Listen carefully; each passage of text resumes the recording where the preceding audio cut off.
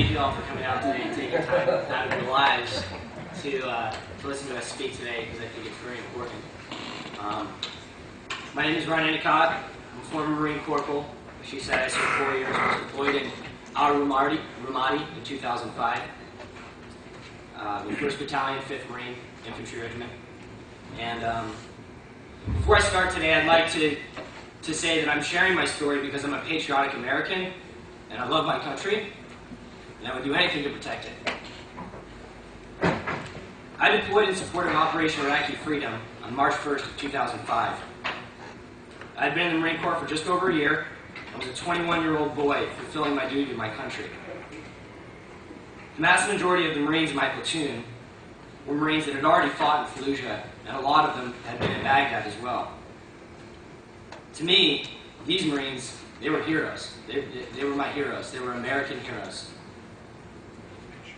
From the moment I landed on the deck in Ramadi, I was so filled with hate and discontent for the very people that we were there to help that I was 100% blinded and 100% numbed to reality. My senior Marines had molded me into the perfect new guy, one that never asked why, never asked questions, and was so eager to be accepted that I was willing to hate anyone and willing to shoot anything to prove it, to prove my manhood, to prove that I too was an American hero. I used to lay in bed and hope the next day would bring me a firefight where I could kill hundreds of people to show my fellow Marines that I was as tough as them and that I was a hero too. Little did I know, many of my seniors were laying awake in their beds, praying to never have to pull the trigger again, praying that they would survive yet another bloody deployment in one of the most violent cities in Iraq.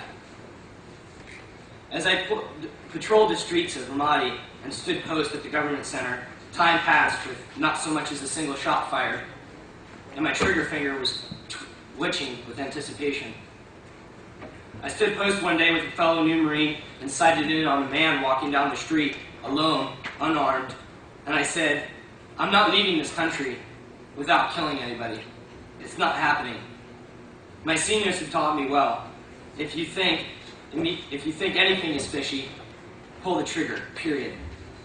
Radio report you saw 2 to 3 guys with weapons. You immediately engaged, killing one of them, and the other 1 or 2 ran off with the weapons. It's as simple as that. We Marines have your back. We'll protect you. No one in our unit has ever been charged in 2 deployments so far. No one gets in trouble. My fellow Marine laughed, immediately pushed me to shoot, pressuring me, telling me, "Just shoot him, just shoot him."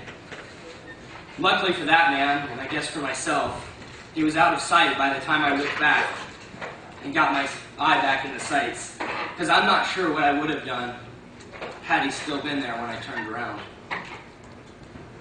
April 1st, 2005, as I lay my head down after a 6-hour post again, I wished and hoped I could fulfill my destiny as an American patriot, and as a Marine. Please just give me a reason. At this point, any minute reason will do. An extremely loud blast, and the room shakes, gunfire screams. My squad leader yells for us to relax. There's a whole other platoon on post. They can take care of it. He runs for the door to get information.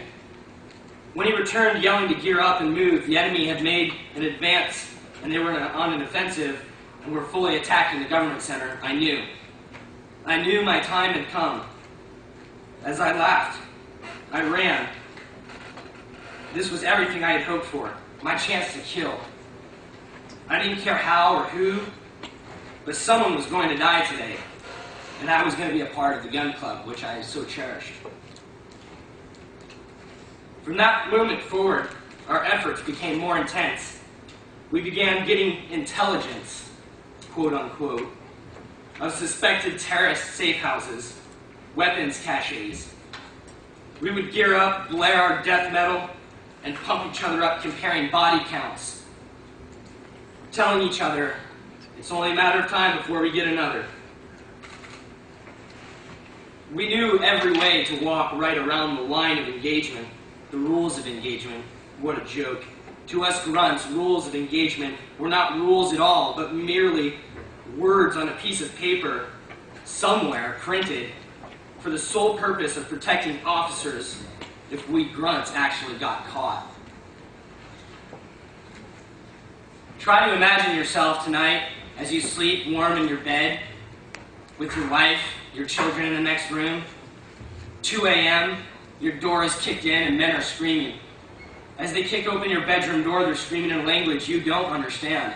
They're pointing machine guns at your face as they drag you by your hair from your bed, slamming your face down onto the ground, putting their boots on the back of your neck and smashing your face farther into the concrete floor. Your struggle to protect your family and your home is futile as you are blindfolded and handcuffed so tight you lose feeling in your hand within minutes.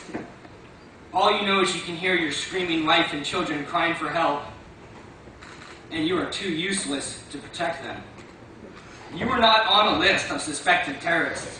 You are not on a list of known terrorists. In fact, you completely supported the U.S. coming into your country and promising freedom and prosperity. You are simply a man in a house on a street that my platoon decided to search. When your blindfold is finally released, the men have left your home, it's destroyed. Your wife and children are hurled in a corner defenseless and crying. Every drawer in your home is thrown, the contents broken, soiled. Your bed has been urinated on. Your wife's panties are glued to the wall.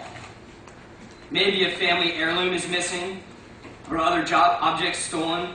The floor is wet with fresh chewing tobacco spit, and you vainly try to tell your family it'll be okay and never happen again. But in your heart, you know all the while, your chances are it probably will. As time continued to pass, my ego grew stronger and my hate boiled within my veins. A scene like this was nothing more than a Tuesday to me. I laughed as I heard a story. One of the platoons had strapped dead bodies from a gunfight to the hoods of their Humvees and drove around the city for hours, blasting death metal music as they terrorized the population. Just another Tuesday to me. Back on post, there was a time when somehow, someway, an Iraqi had managed to get himself lost and ended up knocking on the door to my post, which happened to be next to our sleeping area. As I answered the door and saw the Iraqi standing there, I accepted my fate, and I jumped on top of him. I accepted he was a suicide bomber, and I had seen my last day as I began to punch him. Brutally, I sat on top of him, punching him as hard as I could. After a moment, I got him under control and handcuffed him. He was simply a man who had just gotten lost.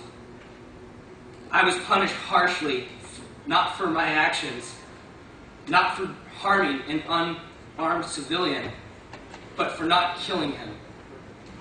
I was told he should have been killed for being there and I would have been protected. I was forced to burn human feces, stand hours of additional post, and physically punished. I was ostracized and called a wuss and a girl for not killing him. I had lost all the respect that I had gained and that I had killed for to earn. I was forced to stand 6 hours of post at a time, directly behind an air conditioning unit, with all the heat blasting out the backside onto my face, in the middle of the summer in one of the hottest places on the earth. I stood that post 12 hours a day, 4 days a week, for over a month. The man that arose from that month was someone I hope to never meet again. The last bit of humanity and morality I had left was gone.